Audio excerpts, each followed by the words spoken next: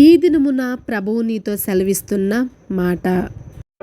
మన ప్రభువును ప్రిరక్షకుడైన యేసుక్రీస్తు వారి అతి శ్రేష్టమైన నామంలో మీ అందరికీ నా యొక్క హృదయపూర్వక వందనములు. నేస్తమా, అందరూ బాగున్నారు కదా?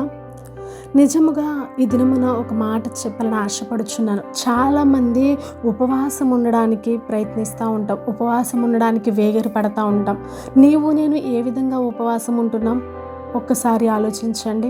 ఉపవాసం అంటే ఏదో ఒక గదిలో ఉండి ప్రార్థన చేయాలి, అట్లా ఉండాలి, ఇట్లా ఉండాలి, అది చేయాలి, ఇది చేయాలని చెప్పేసి కొన్ని కండిషన్స్ కొన్ని అనేది మనం పెట్టుకుంటూ ఉంటాం కదా. కానీ అలా కాకుండా ఒక్కసారి దేవునికి ఇష్టంగా మనము జీవిస్తూ కొన్ని విషయాల ద్వారా మనము వాక్యంలో ఉన్నవే మనం పాటిస్తూ ఉన్నట్లయితే, వాక్యానికి విరుద్ధంగా కాకుండా వాక్యానుసారంగా మనం జీవిస్తూ ఉంటే ప్రభువైన యేసుక్రీస్తు వారు మనల్ని చూసి చాలా సంతోషపడుతూ ఉంటారు. మనము ఎలా ఉపవాసం ఉండాలో ఒక్క 4 మాటలు తెలుసుకుందామా? మనము ఎలా ఉపవాసం ఉండాలయా అంటే, వ్యక్తిగతంగా మనం ఉపవాసం ఉండడానికి ఇష్టపడాలి. మనకు వ్యక్తిగతంగా మనం ఉపవాసం ఉండడానికి ఇష్టపడాలి.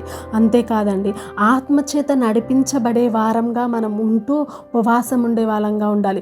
ఏదో ఆత్మచేత నడిపించబడకుండా మనకంతరికి మనం ఉండాలి అని అనుకోవడం కాదు. కానీ నీ ఆత్మ ప్రేరేపణ ద్వారా నువ్వు ఉపవాసం ఉండగలిగితే ఇంకా చాలా ఆశీర్వాదాలు ప్రభు ఇవ్వడానికి సిద్ధంగా ఉంటారు. ప్రార్థనాపూర్వకంగా మనం ఉపవాసం ఉండడానికి ఇష్టపడే వారంగా ఉండాలి. నేస్తమా, అంతేకాదండి, దేవుని వాక్యం చదువుతూ మనం ఉపవాసం ఉన్నట్లయితే అనేకమైన విషయాలు ప్రభువైన యేసుక్రీస్తు వారు నాతో మాట్లాడడానికి ఇష్టపడతా ఉంటారు. రహస్యంగా మనం ఉపవాసం ఉండాలి. నేను ఉపవాసం ఉంటున్నాను అని చెప్పేసి ఇంట్లో నీ భర్తకు కానీ నీ పిల్లలకు కానీ ఎవ్వరికి కూడా తెలియకుండా రహస్యంగా ఉపవాసం ఉండగలిగిన మనసు మనందరికీ కూడా ఉండాలి. అంతేకాకుండా ఉపవాసం ఉండేటప్పుడు పాపాన్ని ఒప్పుకోవాలి.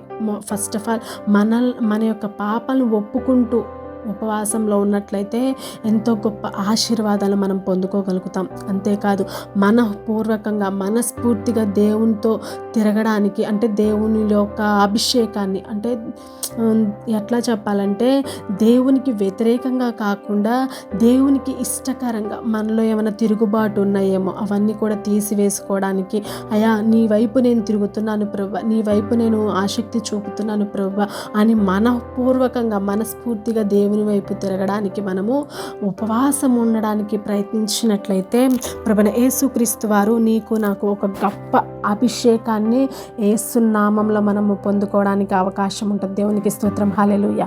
కాబట్టి నేస్తమా, మనము ఇటువంటి ఉపవాసాలు మనము కలిగి జీవిస్తూ దేవునికి ఇష్టంగా బ్రతుకుదాం, యథార్థంగా జీవిద్దాం, అనేకమైన మేలులను ఆశీర్వాదములను పొందుకుందుముగాక. Praise the lord.